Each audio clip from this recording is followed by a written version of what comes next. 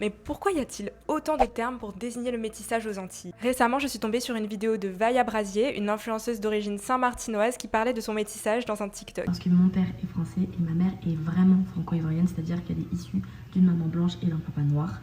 Et du coup, elle est métisse. Du coup, ce qui fait que j'ai du métissage venant de ma maman et ça fait de moi une carte ronde. Ce mot m'a interpellée car dans nos sociétés antillaises et dans les anciennes colonies en général, il existe énormément de termes pour désigner les métissages. Mulâtre, carteron, capre, griffe. Mais pourquoi ces termes existent-ils et est-ce encore bien utile de les utiliser aujourd'hui? Salut, c'est Jade du Piche TV et aujourd'hui on va parler du vocabulaire des métissages. Tout d'abord un peu de contexte historique. Vous le savez déjà probablement, mais ces termes trouvent leur origine à l'époque coloniale et esclavagiste. À cette époque, les colons ont mis en place un véritable système de classification raciale et chaque terme servait à décrire un terme précis de métissage entre personnes blanches, noires, amérindiennes, puis plus tard indienne. Par exemple, le mot mulâtre désignait un enfant né d'un parent blanc et d'un parent noir. Le mot carteron, utilisé par Vaya, désignait quelqu'un issu d'un parent mulâtre et d'un parent blanc. A l'inverse, le mot capre désignait un enfant né d'un parent noir et d'un parent mulâtre. Mais en Louisiane et en Haïti, c'était le terme griffe qui était utilisé dans ce cas-là. Il existait également certains termes plus péjoratifs comme coulis qui désignaient les métissages indiens et qui étaient plutôt utilisés comme insulte, ou encore peau-chapée qui désignait le fait qu'une personne est assez claire de peau pour échapper aux travaux les plus indignes de l'esclavage. Vous l'avez compris, cette terminologie servait à hiérarchiser les individus selon leur couleur de peau et leur ascendance, influençant ainsi leur statut social et leurs droits. Mais qu'en est-il aujourd'hui? Certains considèrent qu'ils font partie de notre patrimoine linguistique, qu'ils peuvent être réutilisés avec une approche identitaire et historique. En se réappropriant ces mots, on en fait une fierté et on reprend le pouvoir sur notre identité. Par exemple, ce qu'a fait Aknoz avec sa chanson Coulis, ou en utilisant un terme à l'origine péjoratif, en fait une fierté identitaire. Mais d'autres considèrent que ces termes restent liés à un passé douloureux et surtout un système de domination qu'il faut laisser au passé. Ce qui rend la question encore plus difficile, c'est que le métissage a tellement évolué qu'une grande partie de la population ne peut plus se ranger dans ces catégories. Dans beaucoup de familles antillaises, les métissages se sont multipliés sur plusieurs générations. Moi par exemple, mes parents sont métis, mes grands-parents sont eux-mêmes issus de plusieurs métissages, et donc si on essayait de m'appliquer ces classifications d'autrefois, je ne rentrerais dans